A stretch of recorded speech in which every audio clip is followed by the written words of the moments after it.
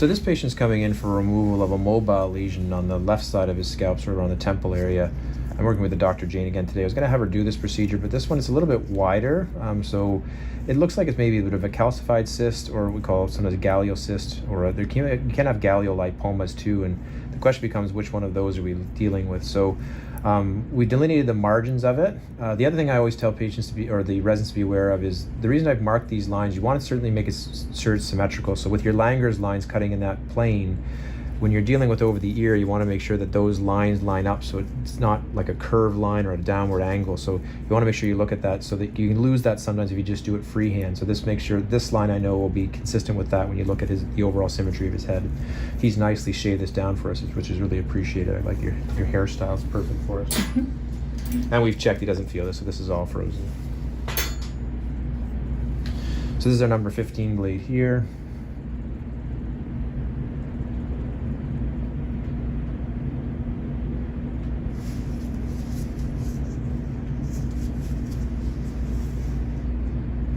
Just have that for me.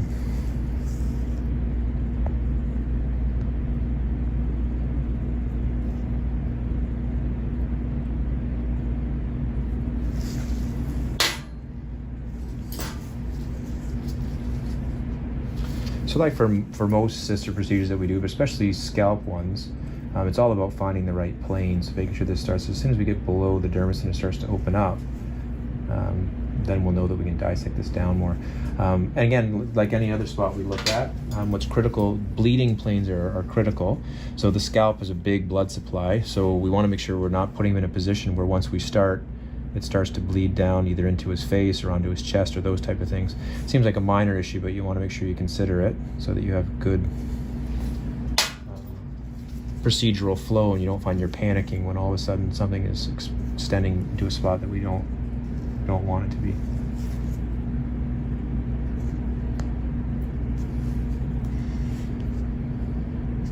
So bleeding isn't a big issue, and this is a big part for the residents to get familiar with. So Dr. Jane will start to do more of this. We'll start to get more comfortable with this, because what happens early on is you start to panic if it's bleeding more. This, I would tell you, is very minor bleeding. So even though it's a little bit more brisk than some of the stuff we'll see, it's not worrisome whatsoever. But you want to be familiar with what you're doing so that if it is bleeding briskly, you don't panic and compromise the procedure. So here I just use the Cryleys to protect the underlying tissue a little bit while I extend this.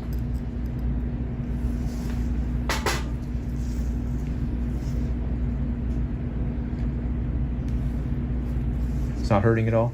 No. What do you think? Does it look like cyst membrane? Looks like it. Yeah, I think so. So sometimes you can have a very thin membrane just sitting on top of it still that we have to get through. I think that's the case here.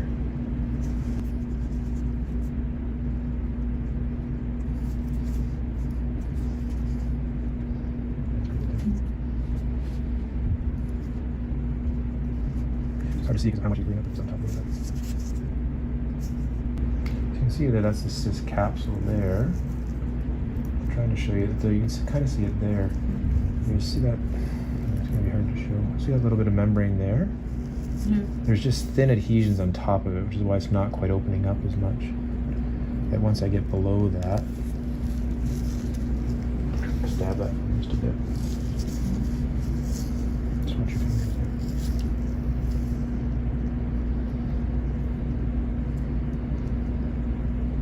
Good.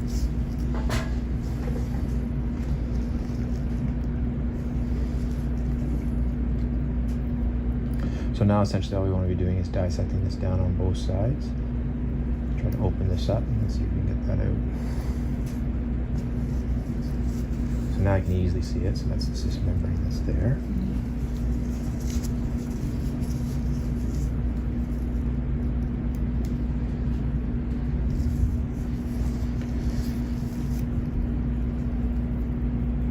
So this looks completely normal and benign, so just like we thought, this is more cystic than anything else.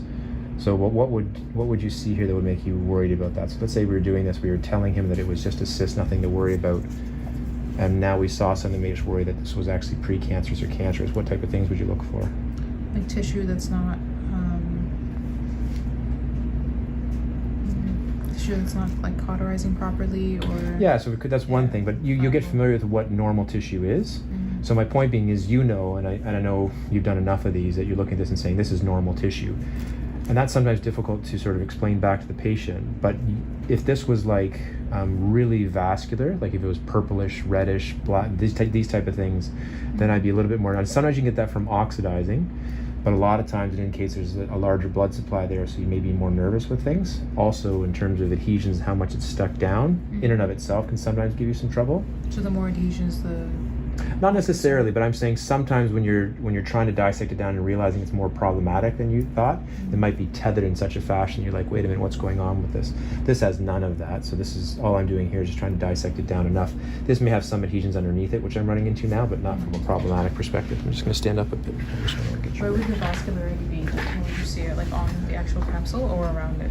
Yeah, so see how this is nice and pearlescent? So that's nice normal tissue, sort of a yellowish cream color. You'll see that the cysts will start to look, they'll look purplish, or they'll look very, very reddish. So this is dissected down. You can see how it's popping out as I'm sort of pushing that there. So if I start to rotate this just a little bit, I'm going to do it from the back end as well.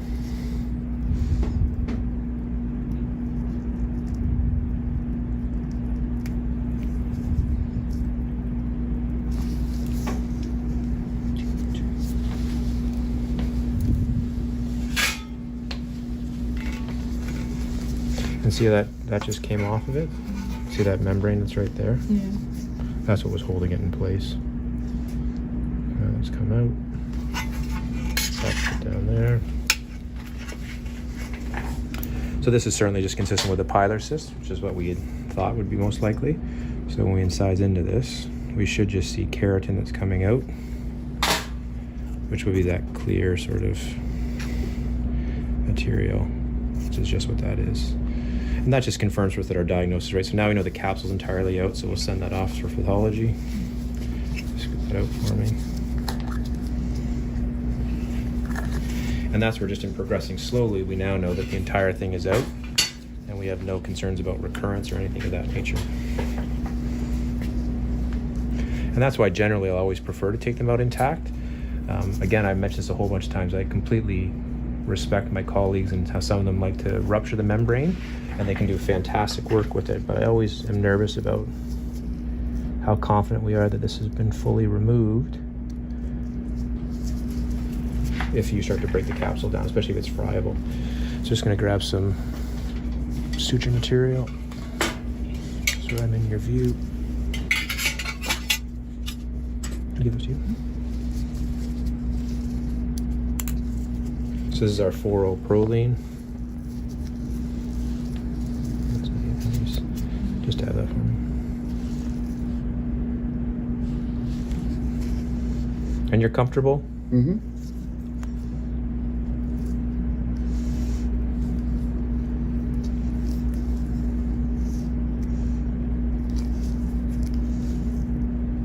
Just add that for me.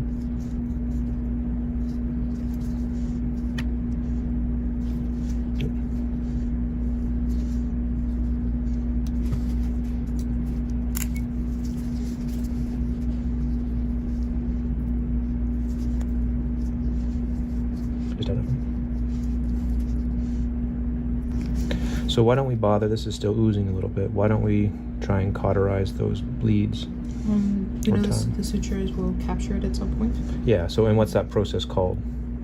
Or it puts pressure on them, what's the medical term for that? That is... Remember, I kind of think it's tamponading.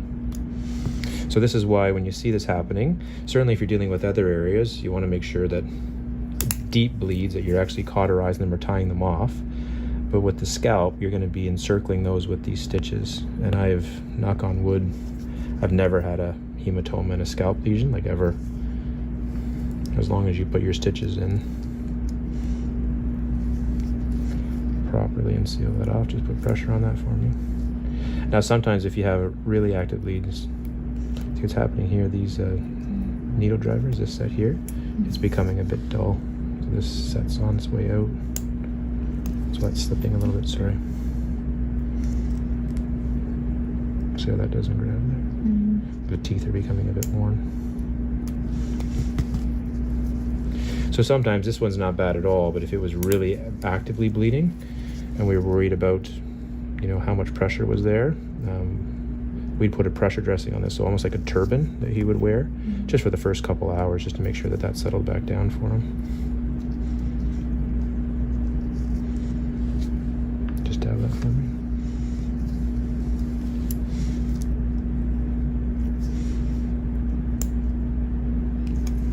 Almost done. Right there. So that looks nice and clean. We'll just clean that up and put a dressing on him and he should be fine.